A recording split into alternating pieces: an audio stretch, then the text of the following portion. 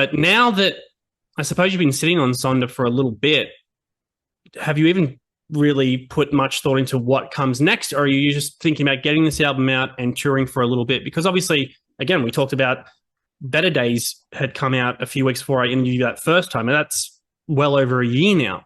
Are you even Yeah. considering new music? Do you have a whole batch of songs stored that you're going to just drop us as a surprise EP and do a Taylor Swift on everyone?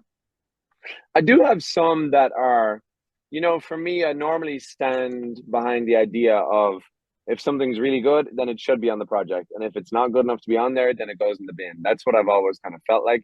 But I really do have some that didn't make it onto this album that do deserve to exist at some point. So maybe, yeah, it could be a surprise thing. Or even, like it's just I'm not thinking too much about it. To be honest, everything is day by day for me. It really Mm. is. Like I want this album to come out. I want to sort of like I know what I'm doing tomorrow, and past that, like I don't really know. Like I just take things day by day. I swear. Like I remember seeing an Ed Sheeran quote from years ago, and he always, in terms of work rate, he just said, "Just get on the plane and then do the thing you got to do when you get there." But yeah, with the way the schedule is and stuff, I have to kind of take it day by day.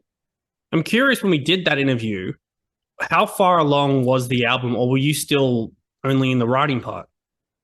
August last year, yeah, no, it was very scattered. I wouldn't have had a Yeah, lot of it then.